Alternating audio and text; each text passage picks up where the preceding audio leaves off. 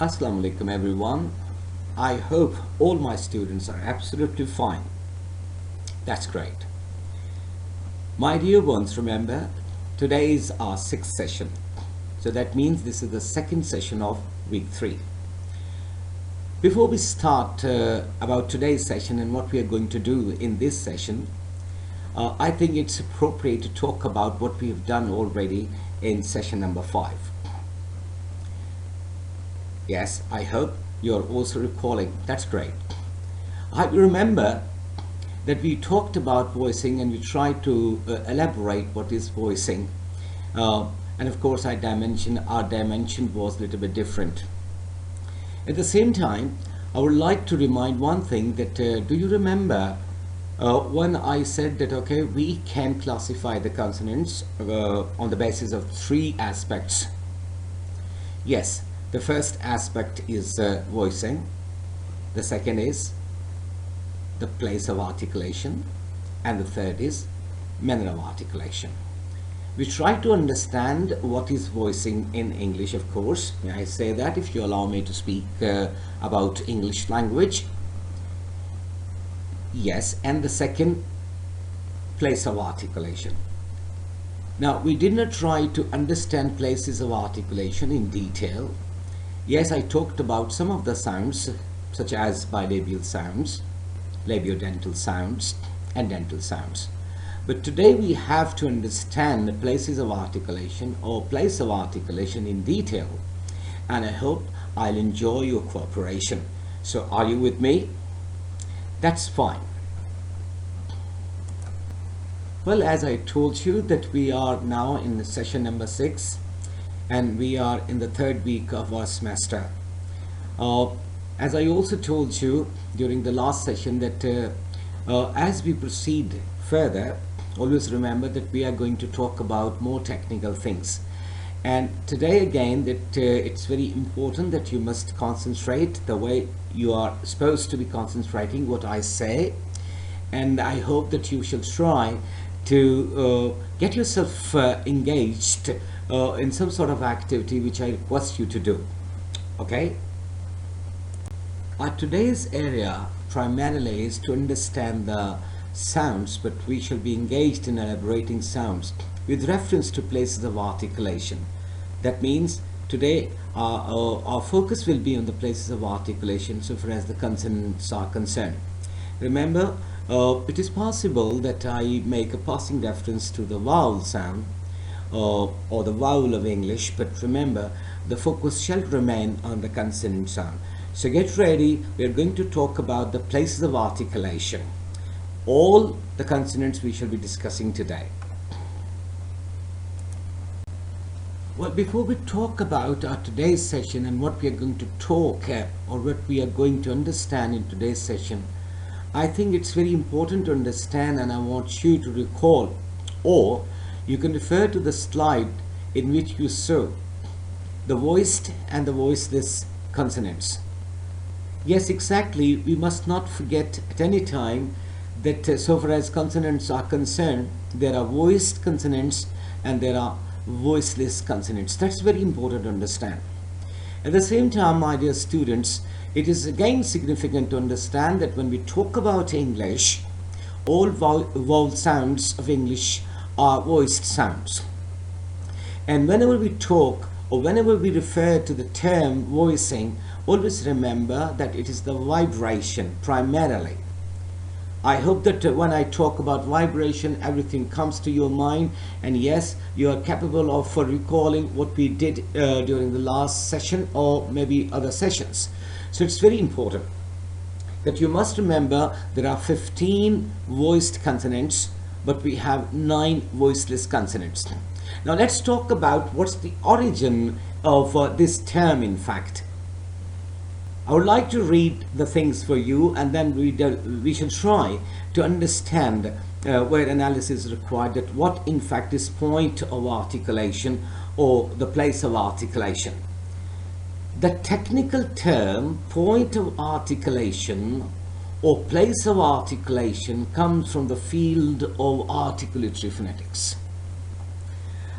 I hope you remember I had a talk with you when I was talking about the importance of articulatory phonetics. Time and again, everything is very much dependent on the way we produce the sounds. Most of the people are not concerned, or may I say our audience, or maybe our listeners are not concerned with the idea that what is in fact behind the production of this speech sound. People are concerned with the sounds we are producing. But remember, as a student of phonetics and phonology, the most important part is that we have to understand the articulatory areas. And this is articulatory phonetics that tells us, in fact, that how the speech organs inside our mouth and, of course, inside our body, they work. They work together. Okay, and time and again I try to present before you certain diagrams elaborating all the speech sounds or speech organs which produce the speech sound. How do they collaborate?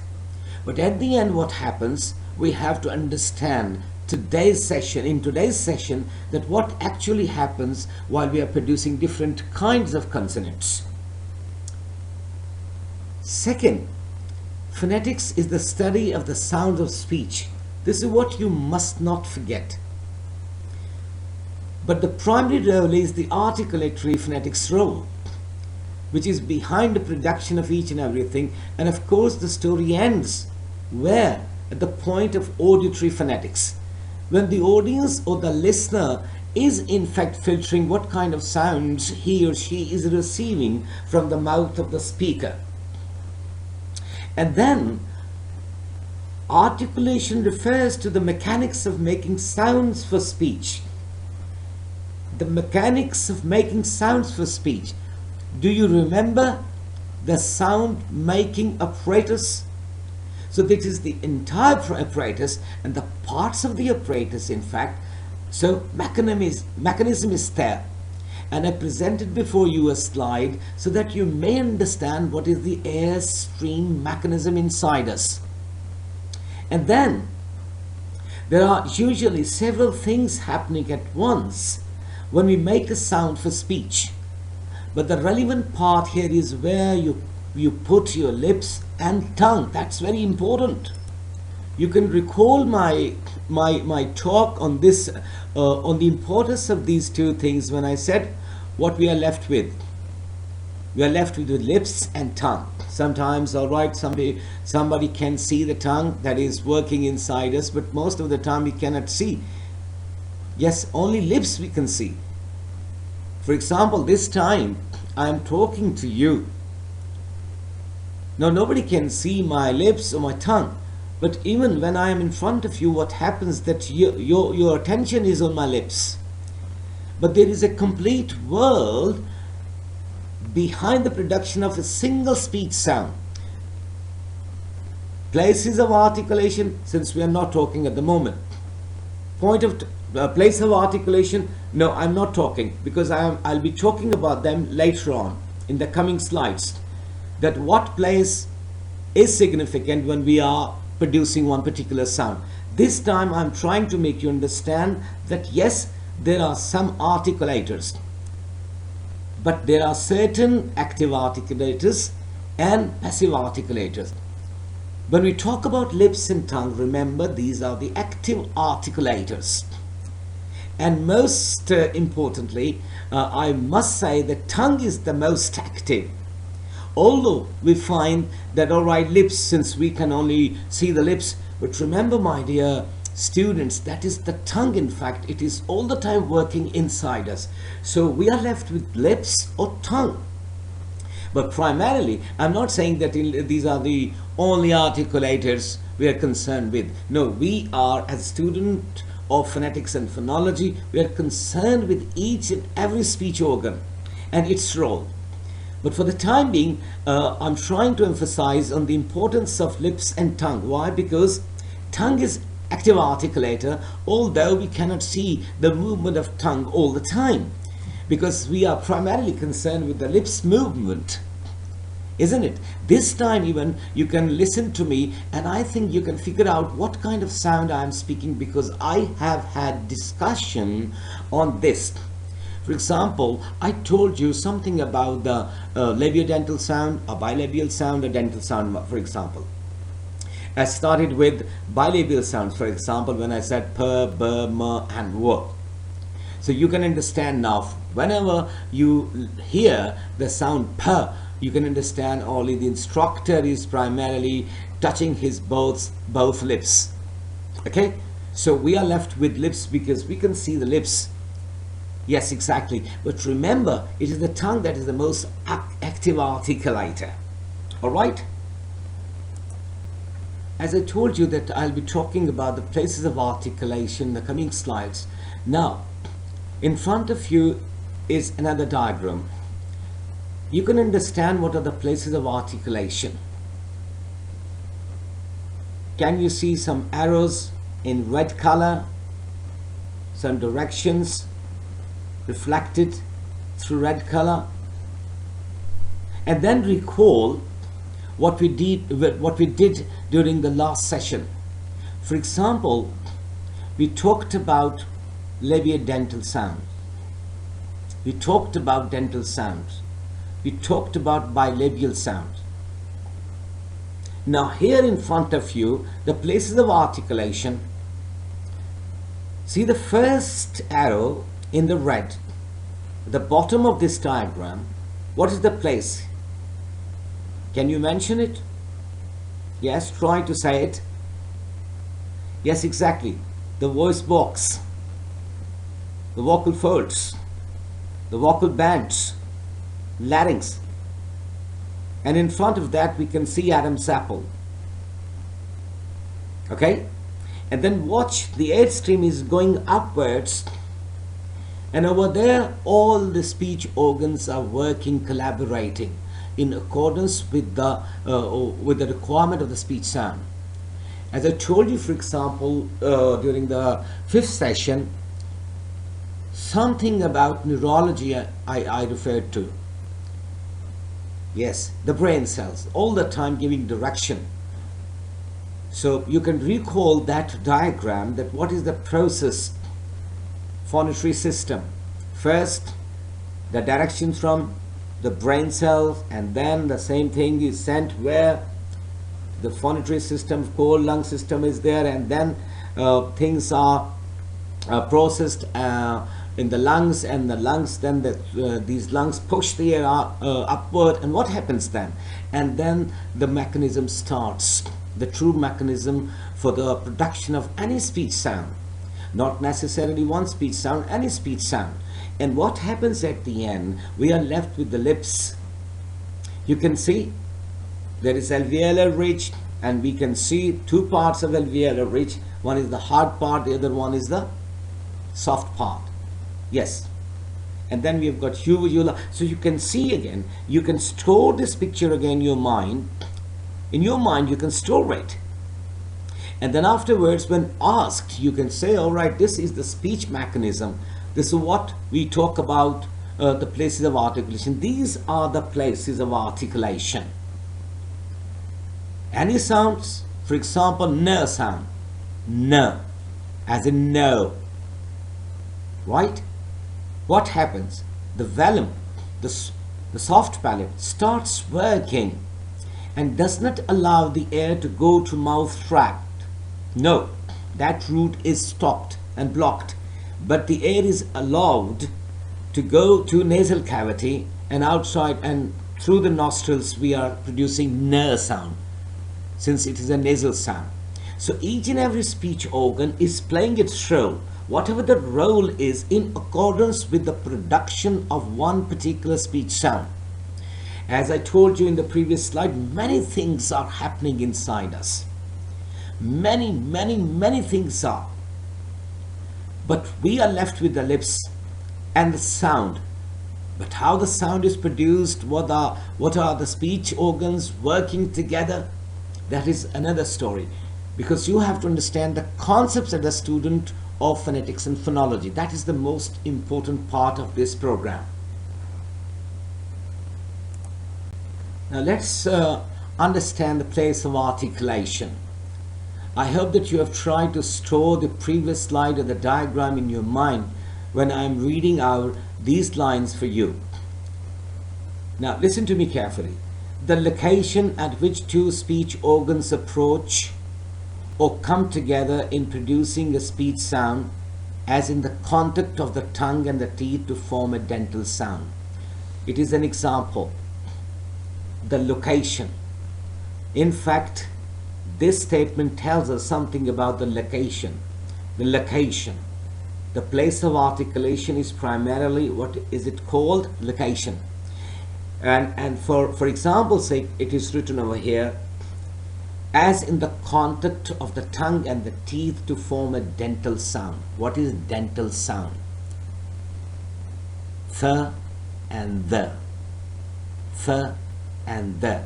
So there is a contact of the tongue and the teeth. What happens? The tip of the tongue is touching the back of the front teeth, and then it is producing th or the. This is what the first part of this statement says. The location at which two speech organs approach or come together in producing a speech sound. So that means when we talk about the place of articulation, that is primarily the location of that particular speech sound or sound, speech organs, one speech organ or maybe speech organs, as in the case of th and the sound, the tongue and the teeth. But what teeth? Not the lower teeth, but the upper teeth. So the tip of the tongue is touching. So that means this is the location we have to understand. This location, when you come across that your tip of the tongue is touching the inside of the front teeth, that means that is a dental sound these are. And that particular location is called place of articulation. So you must understand, when somebody says place of articulation, we are talking about the location at which two speech organs approach. Okay? It is also called point of articulation. That location which I'm talking about, whatever the location of the speech organ or speech organs, that is also called point of articulation. And then the active articulator usually moves in order to make the constriction. Constriction. You must remember this word, because we are going to have a detailed analysis of this word so far as the term is concerned. The active articulator. And which one is the active articulator? I said it is the tongue that is the most active articulator. That moves in order to make the constriction, right? To produce sound. That is the job of tongue. For example, I am giving you the example of tongue. The passive articulator usually just sits there and gets approached. Now you can understand what is the difference between active articulator and passive articulator. What is the job of passive articulator? Simply sitting, relaxing, because it's the job of the active articulator. Time and again I said that one of the wonderful blessings of Allah subhanahu wa ta'ala is tongue. Watch, other speech sounds are there, all the time they are working, all the time they are contributing, but it's the tongue, in fact, the four parts, the tip, the front, the blade, the middle part, the center, and of course the back of the tongue. We are not conscious about the use of tongue. That's why it's the most significant part. Of course, each and every part is significant and important in human body. Every part is playing its role. But so far as the knowledge of phonetics and phonology, or the branch of linguistics, or the branches of linguistics, may I say, phonetics and phonology, both remember the role of tongue, because it is the active articulator. So far as the passive articulators are concerned, they have to sit and relax, and they allow the active articulator to approach them, maybe single speech organ or maybe many, right? But this time, in the case of th and the, tongue is approaching towards what? To the tip of the tongue is approaching through its tip to the inside of the front two teeth, or you can say all upper teeth, right? Is it clear? Now let's think about certain places of articulation. Certain places of articulation. There could be 9, but so far as the major ones are concerned, it is agreed upon that 8 places of articulation, and which are in front of you.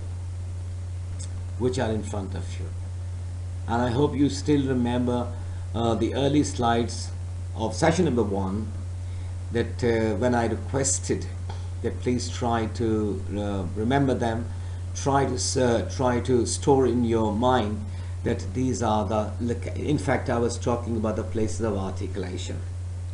At that time I didn't want to confuse because what happens when we are just picking up some course in the start, what happens if we come across many terms, we naturally get confused because it is sometimes difficult to remember each and every term, and especially when it is a new term, because it's not only the term, because there is some sort of concept which is behind that term, why that is used and why that is called.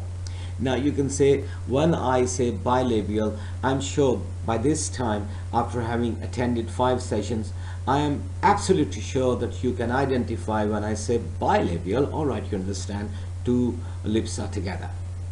Okay, so bilabial, labiodental, interdental, alveolar, palatal, velar, uvular, glottal. I repeat, there are 8 places of articulation. Bilabial. Rather, I would like to suggest to repeat after me, please. Are you ready? Okay. Bilabial, labiodental, interdental, alveolar. You can also call it alveolar, palatal, velar, uvular, glottal. My dear ones, before I pick up all the sounds of the places of articulation separately, I think it's pertinent to talk about this diagram, which is very important. Right, so this diagram primarily presents before you a complete view of human mouth, that what happens, and you can understand through the arrows pointing to the places of articulation used in English language. I have specifically named English because I cannot talk about any other language. Of course, when we talk about phonetics, many a time I told you that it generally talks about the speech sounds, and definitely all human languages which are spoken, understood in the world. But specifically I have to rely on English language because this is our target. Not only your target, but my target, because I'm also a student like you. I want to learn. So time and again I just give a reference to English, right? So when we talk about those places, so you can see that is in fact a view of human mouth inside, that what other places you call them. I have just talked about them in the previous slide. Starting from your dental left side, you can see dental. What are the areas, or the area, of course, that falls under or fall under this heading, that is called dental. Then is the labiodental area, then bilabial, then alveolar, then post-alveolar. Of course, alveolar and post-alveolar, they're one and the same, but that I'm talking about the area. Palatal, velar, and glottal. So I hope I don't want to talk about theoretically only. That's why I'm presenting certain diagrams again and again to you people. Why? Because I want you to store each and everything in your mind. It's very important. The visuals are all the time to assist the words. That is my sole purpose, to present again and again some diagrams in a new shape. All right, now this time you can say it's very simple. It is a view of human mouth. It's quite simple, but it tells you what is the position, or what are the areas being called dental area, labiodental area, bilabial area, alveolar area, of course attached with this post alveolar area, palatal area, velar area, and glottal area. So when we are going to talk about in detail each and every consonant in the coming slide, so that you can have this understanding. All right, I have seen it. Okay, that I have seen it. Okay, I remember it. I remember it. So this is what I am presenting before you, and this is the reason behind each and every diagram which I just bring in front of you. All right. Now, dear students, remember, before I pick up each and every place of articulation in detail, one thing I want to share with you, and that is that I'm trying to make it a quite natural sort of virtual training or virtual learning. All right, since you're sitting in remote areas or wherever you are, it sometimes becomes difficult when you understand a technical subject like phonetics and phonology. And I told you time and again that I always feel that my students are sitting in front of me and I'm trying to give them a demonstration. That's why sometimes I have to get you engaged in some sort of activity. It's very important. I feel that this is what we can do, not only so far as this course is concerned, but the rest of the courses as well. This is my view. You may agree, you may disagree, but I'm trying to make it natural as much as it is possible for me. So let's talk about bilabial. Bilabial. Two lips together. Bilabial consonants occur when you block, constrict. Now, constriction. Can you recall that word? Yes. Bilabial consonants occur when you block or constrict airflow out of the mouth by bringing your lips together. What do you do? In these sounds, we primarily bring our two lips together and we try to block the air. In fact, we try to block the air. English contains the following three bilabial consonants. I also mentioned the fourth one, that is w, where you have to round your lips, but specifically I'm talking about these three consonants which are considered as bilabial. Why? Definitely in the coming slides or maybe coming sessions you should understand that why I'm just focusing on p, and m.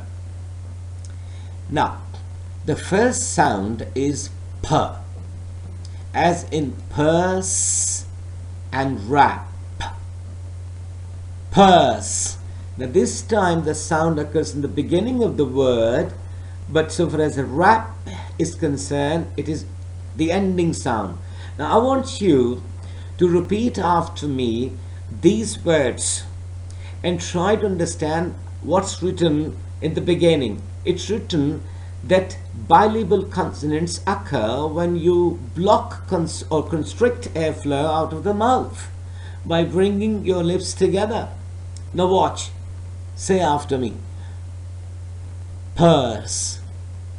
Before we produce purse, both the lips are together. And then wrap. At the end, both the lips are together. Wrap. Then b, as in back, and cab. Say after me. Back, cab, and then again say after me. M, as in mad, and calm, calm, calm, calm. So in purse and wrap, purse sound is there. And back and cab, B sound is there. In mad and calm, M sound is there. Can you understand? Now, what you can do is that you can bring some more words. You can start recording your voice and use P, B, M, and try to understand what's written on the top. That what happens, we bring our two lips together and naturally we try to block the airflow. Okay? Now let's talk about labiodental. Labiodental consonants occur when you block or constrict airflow by curling your lower lip back and raising it to touch your upper row of teeth. Labiodental. Listen to me again. Labiodental consonants occur when you block or constrict airflow by curling your lower lip back and raising it to touch your upper row of teeth. Now the sounds we have two. English contains the following two labiodental sounds. Two. F and V. F and V. The simple, or in simple words, you can say upper teeth, lower lip. Upper teeth, lower lip. By curling your lower lip back and raising it to touch your upper row of teeth. F. As in two words, fro and cough. Fro and cough. Fro and cough. A V. Vine and have. Vine and have. Now you can bring some more words. You can write them, certain words having f or v sounds, and then you can practice. But the best part of practice is that you just have, for example, a list of 20 words and try to read them out. When you are reading them out, remember, record your voice. That is the best part of the practice. Labiodental. F, V. F, V. So what happens? It happens when the airflow is blocked, constricted. Where? By curling your lower lip back and raising it to touch your upper row of teeth. So this is what I said: upper teeth, lower lip. Upper teeth, lower lip. And the outcome is F, V. Father, family. V, village, very. So many other names are there. So you just try to pronounce them and then try to record your voice. This is what is the best practice, okay? Now let's talk about dental sounds. We have seen bilabial sounds. We have discussed the labiodental sounds. And now let's talk about dental sounds. May I read the statement for you? Dental consonants occur when you block or constrict airflow by placing your slimy tongue against your upper teeth. This is what I've been telling you time and again, that watch that active articulator, which is tongue, of course. That is touching what?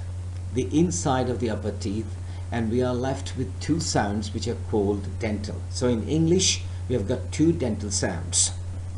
The first one is fur, thick, bath, fur. Please don't call it th. Mostly it is produced as th, but it is fur. Say after me, fur, as in thick, bath, thick, bath. And now say the second sound, the,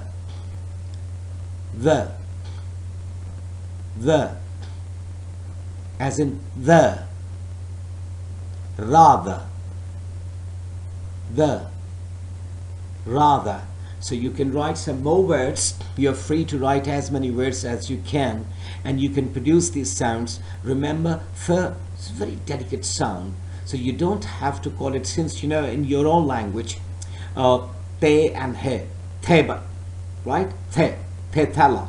Sometimes we use this kind of sounds in Urdu, but please try to understand that we don't have to compare the sounds of one language with the other, because the distinctive feature is there. So there is a natural way of producing the sound of that particular language we are talking about, and we are talking about the sounds of English at this time. That's why this is my humble request that you don't have. I have seen many students, when they are practicing the symbols and the signs together with the sounds of those symbols, they start writing in Urdu. I have seen them. I have seen them in it. Yes, exactly. This is my experience. So please, I am requesting you not to do that. Not to do that. That's why I am emphasizing a lot on practice. Put the key in front of you. Put this slide in front of you and produce the sound th. And then some sort of keyword like thick, like bath, and then the, and say the, and rather. So this is the best way to practice, instead of this that you're writing some symbols from your own language. So that is the wrong recipe. I never suggest this recipe, and I never prescribe this kind of approach towards learning English. Okay?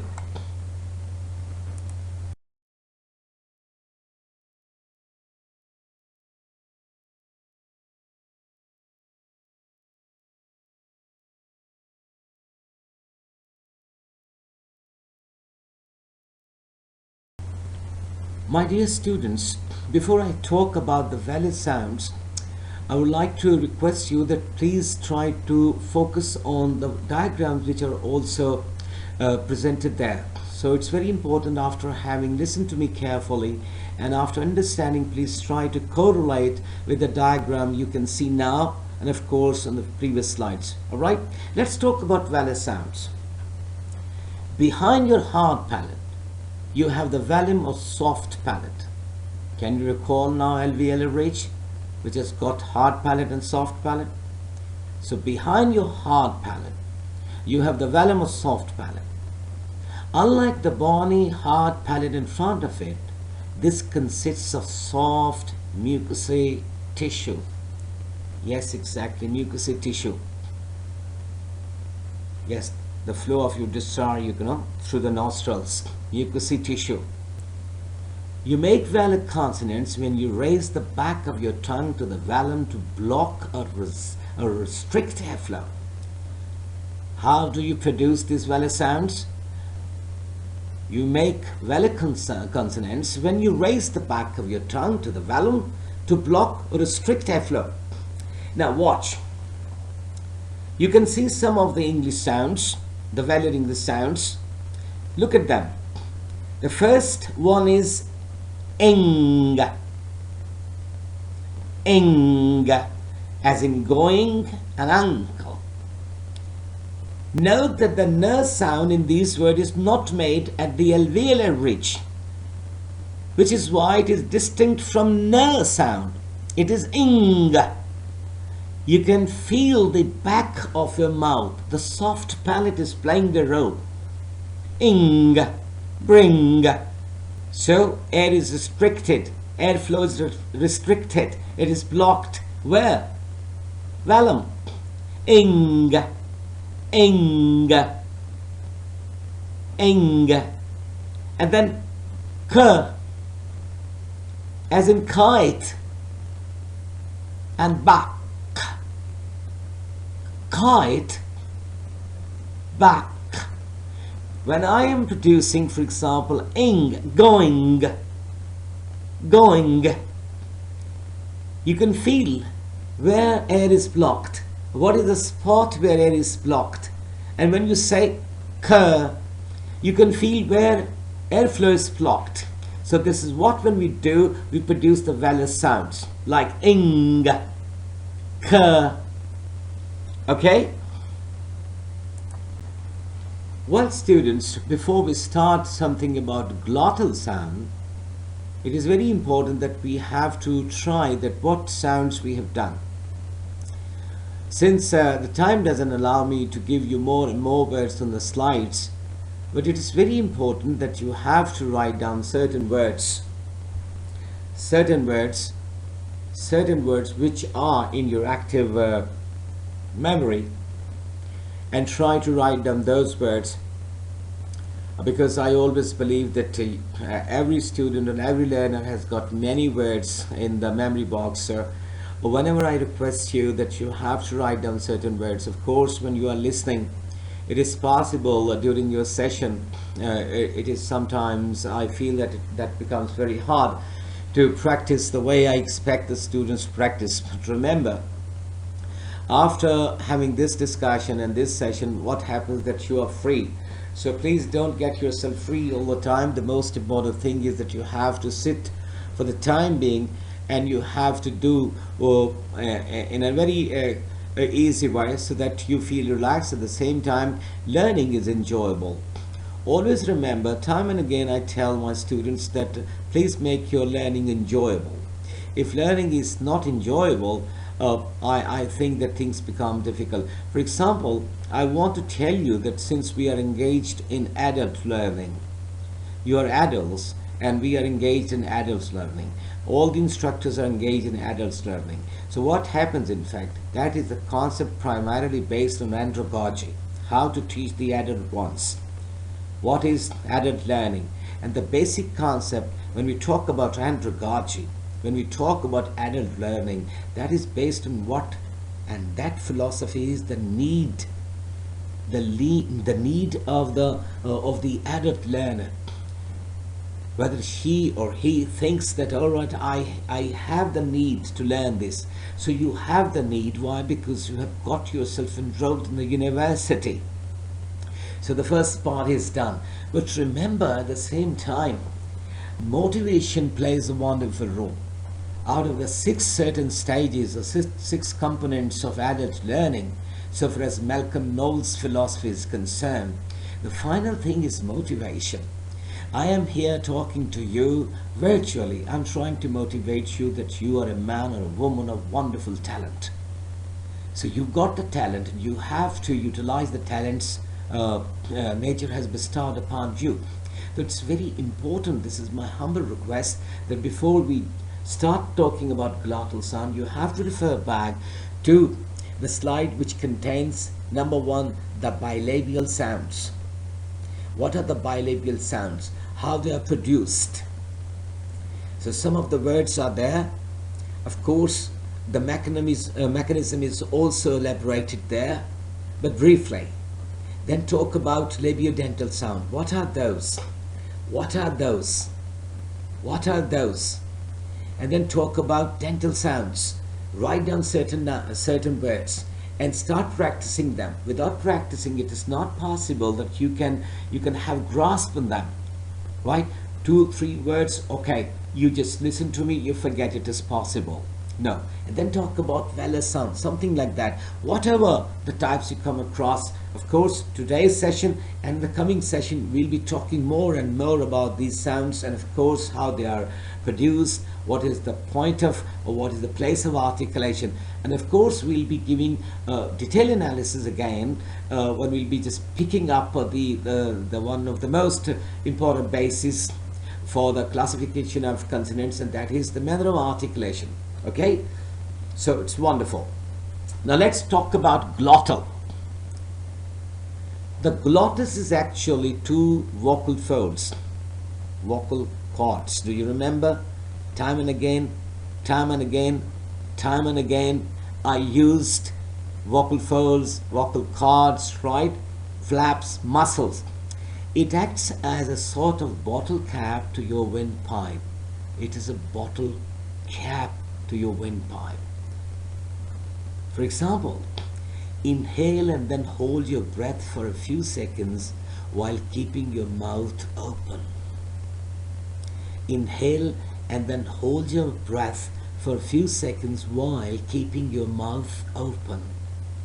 What you are actually doing is to keep the air from expelling out of your lungs by closing your glottis. Keep your mouth open. Keep your mouth open. Inhale and then do not allow the airflow or the air go anywhere. So what happens in fact? The glottis is stopping it. Okay?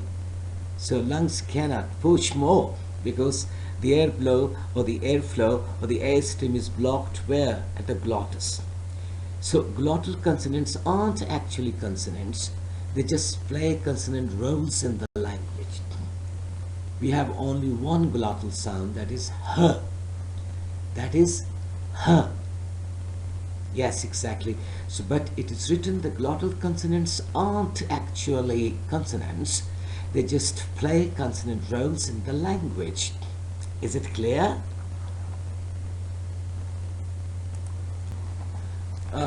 Before I change the slide, I mean this slide, I was talking the same thing in the previous slide when I was elaborating that what happens in fact, there is only one glottal sound. Now in English the following things happen at the glottis. The sound is h, as in high and height.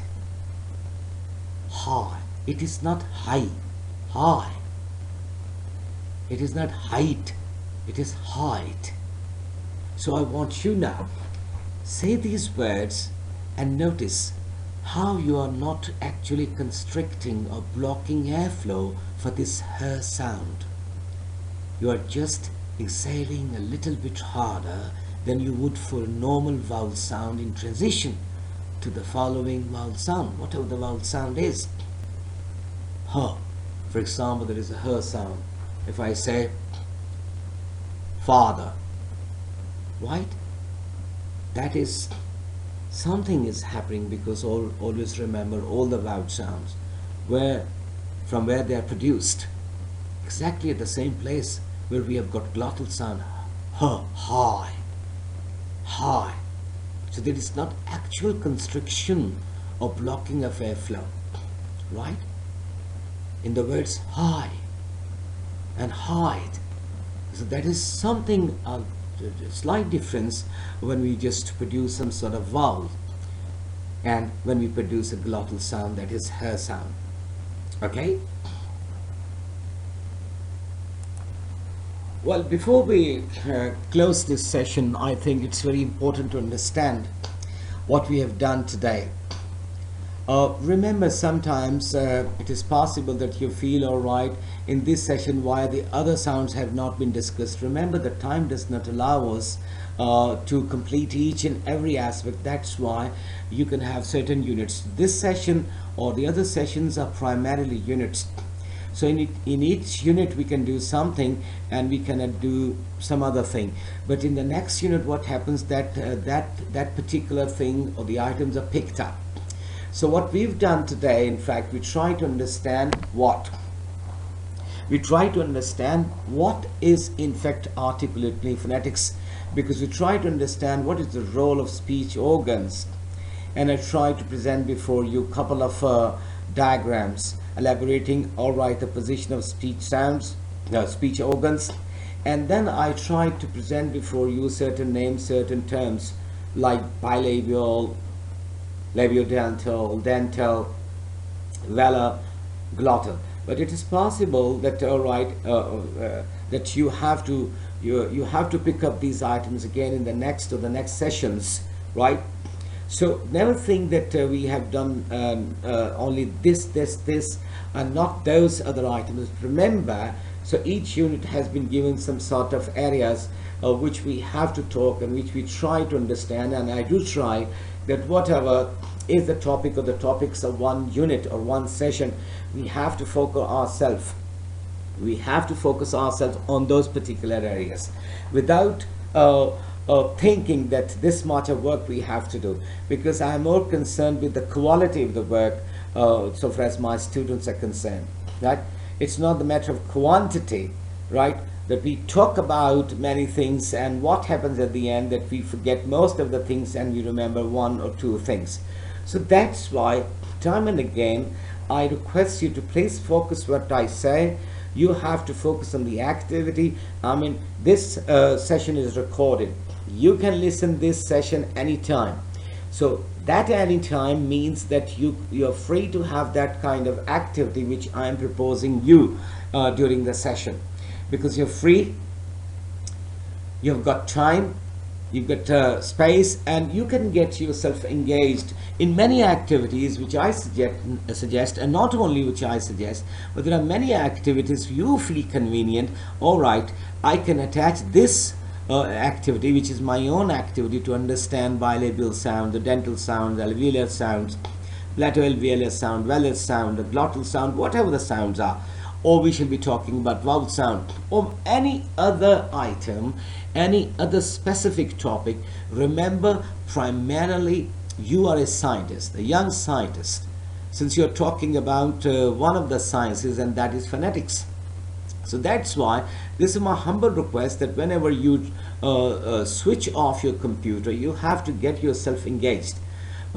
Not only so far as the self-assessment is concerned, but throughout the session, whatever we do, you have to listen again and again for the elaboration, for the understanding of certain concepts which are behind phonetics and of course phonology. As for example, so far as this self-assessment component is concerned, based on the today's session, and that is session number 6, that is right in detail on the places of articulation and sound elaboration. Now, whatever the sound you have read about today, you have to elaborate them, but do not forget that you must focus on the places of articulation. The diagrams which you have seen today, they are self-explanatory, and I'm sure these diagrams will help you a lot, because you have to, by this time, I think every one of you is an expert. I at least feel that you people are now expert. I'm not saying that you have become master in drawing, but at least your drawing is also improved, because you have to draw time and again, time and again. Sometimes what happens, there is boredom, and it's very much possible that sometimes you get tired, but please don't get tired. I always suggest that there is some sort of motivation inside you, and that aspect of your personality is paying, really is paying you now, and I'm sure it will pay you in the coming days. So this is what we had to talk about in this session. Thank you very much from my side. Goodbye and good luck. Stay blessed.